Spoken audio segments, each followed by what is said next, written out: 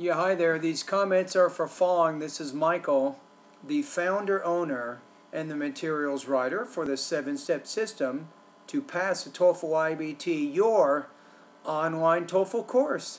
So in today's tutorial session, I'm going to give you some feedback on the Speak Clearly lesson number 12, and also you completed 2 different integrated speaking practice tests.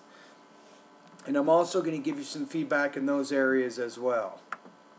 Alright, so let's hear what you have to say. Let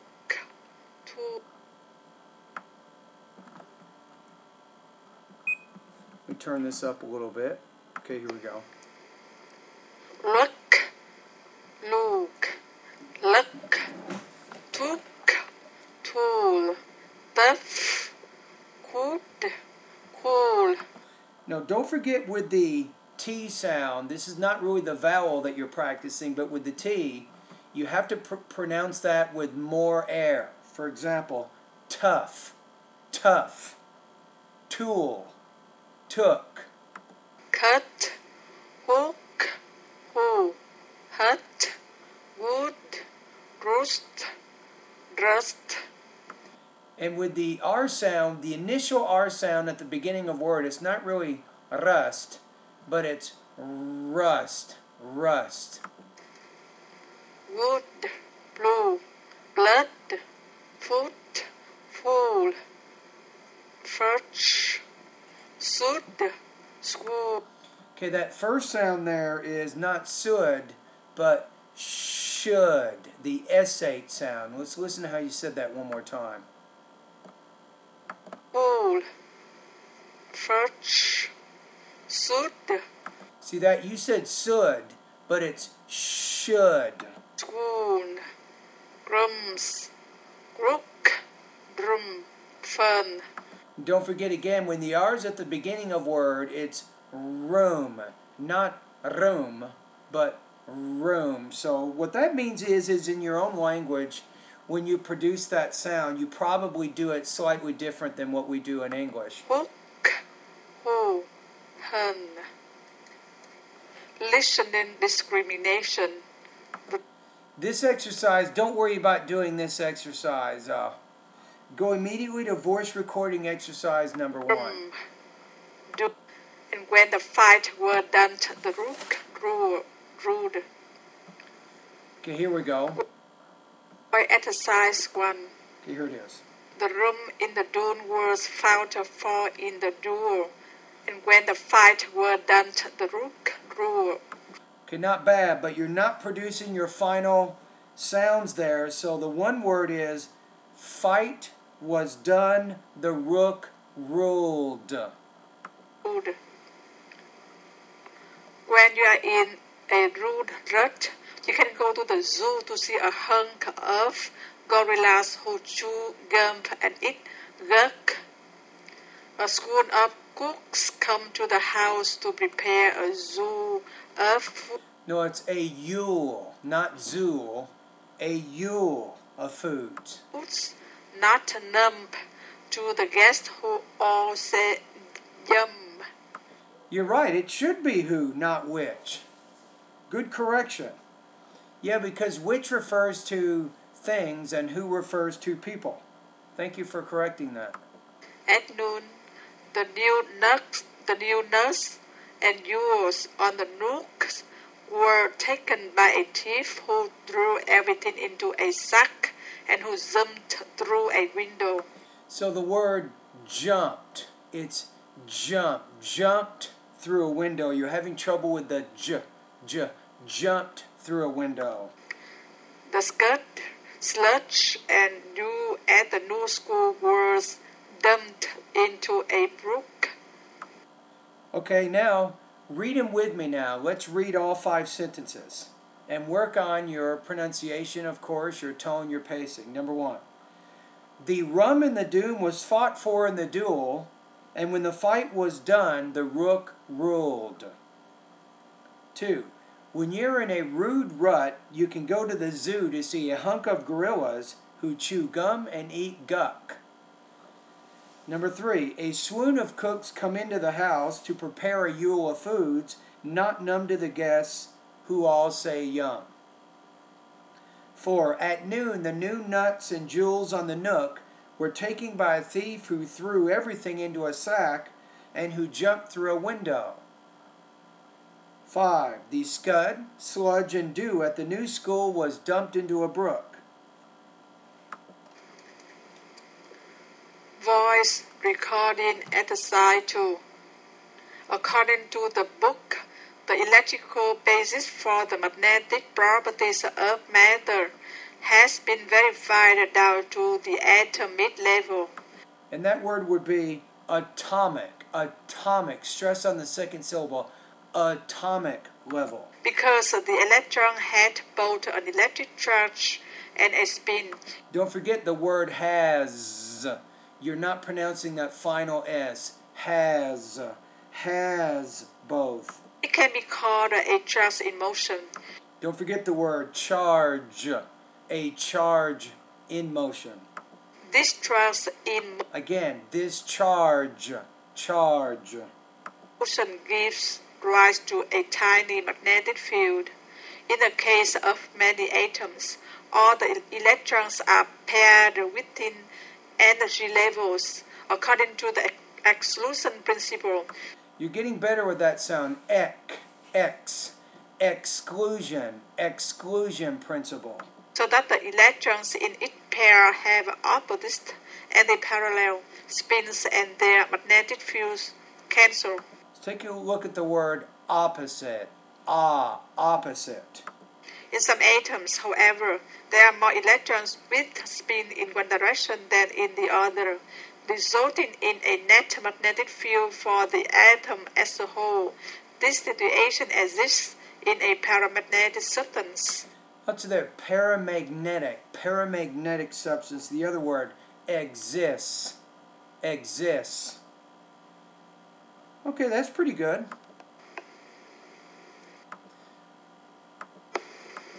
Okay, let's read the paragraph one more time together, just for practice. Here we go. According to the book, the electrical basis for the magnetic properties of matter has been verified down to the atomic level. Because the electron has both an electric charge and a spin, it can be called a charge in motion. This charge in motion gives rise to a tiny magnetic field. In the case of many atoms, all the electrons are paired within energy levels, according to the exclusion principle, so that the electrons in each pair have opposite, anti-parallel spins, and their magnetic fields cancel. In some atoms, however, there are more electrons with spins in one direction than in the other, resulting in a net magnetic field for the atom as a whole. This situation exists in a paramagnetic substance. Okay, so what you want to do, Fong, is you want to read with me, practice reading it with me over and over until you can do it without falling behind.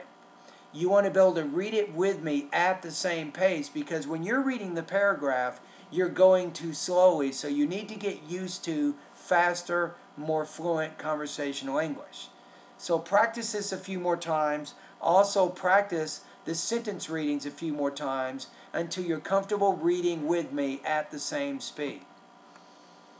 All right, let's go to your practice test number 6. The general topic here is nuclear energy, and the professor... Okay, here. This is a very tough integrated speaking task.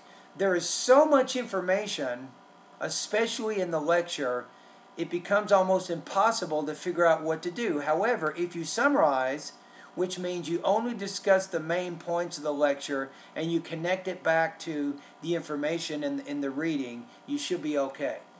So let's see how you do with this one. The general topic here is nuclear energy, and the professor supports the reading by talking about the problem to control nuclear energy. So I'm not sure if that's exactly what's happening. I think the reading passage, Fong, is discussing the risks of nuclear energy. That's kind of what's happening. And then the lecture gives an example of a danger of nuclear energy, discussing the problems in Chernobyl. So I think it's important to make that connection that the lecture is an example to help support what was discussed in the reading. And providing the example to illustrate X risk. First That's good. You got it. You just said it right there. Excuse me. of all, the professor talks about the difficulties to check nuclear energy because it can be used for either energy or weapon. That's good. Don't forget your S ending. Weapons. Weapons. And this supports the statement in the reading, which mentions that the IAEA cannot identify all the accessible alteration of nuclear materials.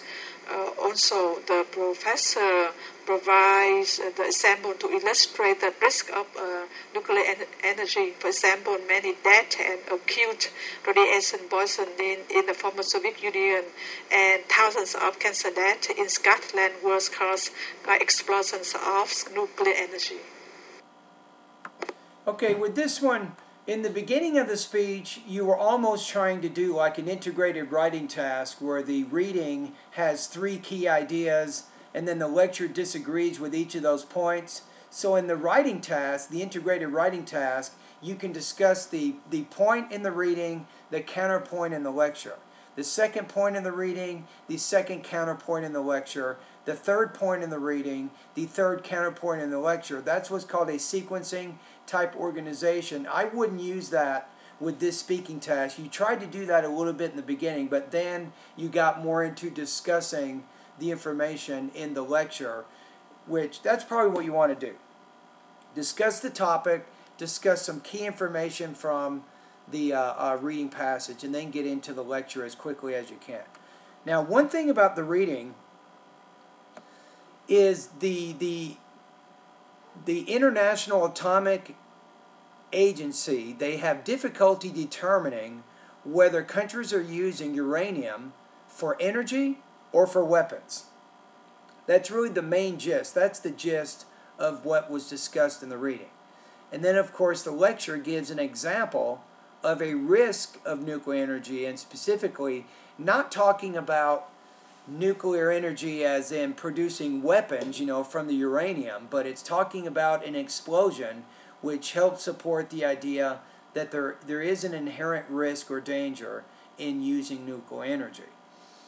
Okay, so based on what you just did, I'm going to see if I can give you a score right now on this one. Okay, so let's say I'm going to put you at about 2.33 out of 4, 18 points out of 30. I think you might have omitted a key point from the reading that I think you should have mentioned, but you didn't. You're having some problems with your delivery, which make it a little bit difficult to understand your ideas. So I'll put you right around 2.33 out of 4, or 18 points out of 30 on this one. All right, let's go to the third practice test that you did. This is the one about no cell phones on campus.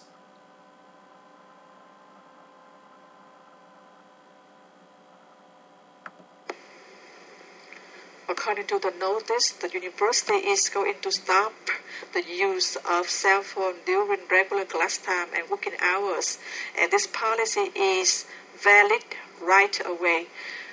Now, the woman in the conversation is not happy with the decision at all. Now, what I would do is a little bit better introduction there. Say the reading passage discusses a new policy on campus about cell phones, and in the conversation, the students react to the new notice. That's probably a little bit better way to organize around that. So now you have 2 things you have to do in the speech. Number 1, discuss the policy. Number 2, discuss the students' reaction to the policy. Now, her first problem is that even though the new policy is going to be good for some, it is unfair and too strict, according to her. For example, I like how you're saying according to her. You're very clear as to whose opinion this information is. So I like how you're connecting her ideas back to her. Her boss may call any time to let her know the change of work schedule. Not only that, she also points out that I would say points. points. And more air with your P sound. She points out. Not only that, how about this? In addition, she points out that students need a cell phone in case of emergency, for example, grammar or God forbid. She also says that students cannot suffer from this policy because some irresponsible students are talking on the cell phone during regular class time. Now, if I remember correctly, it seems like there was a man in this conversation too. Hold on, let me take a look at the scripts really quickly. Oh yeah, you're going to run into trouble here. Now, in the campus discussion, you have a man and a woman talking, so the woman disagrees with the policy. The man actually agrees with the policy, so unfortunately, you have left out 50% of the conversation. You definitely need to talk about both speakers here, the woman and the man. The man says to the woman, "Did you see the new policy about cell phones?" The woman says, "Yes, I did. I think it's unfair." Then the man says, "I see your point, but the policy does allow you to use your cell phone. You just can't use it inside buildings." Then the man says, "I think it will make it easier for me to concentrate on my studies." So what you have to do is you have to discuss both. You have to say first the woman disagrees with the policy. Then at about maybe 30 or 40 seconds into the speech, you say, on the other hand, the man agrees with the policy. So that's going to cause you some trouble right there because you didn't address that one idea. So with this one,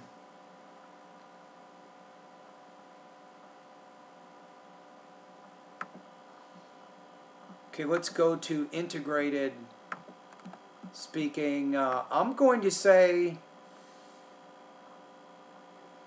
you have omitted key ideas from the lecture, so it is incomplete. I'm going to put you at 2.00 out of 4, 15 points out of 30. You're still having delivery problems in this one, but I think you'll score even lower because of your problems with your topic development. I think that is the biggest issue with this particular practice test. Okay, so anyway, we've gone over, I think, 3 things. We've gone over, in this particular tutorial session, I went over your Speak Clearly lesson. We looked at your pronunciations of certain vowel sounds. I gave you some feedback in those areas, and also gave you some feedback on 2 different integrated speaking tasks.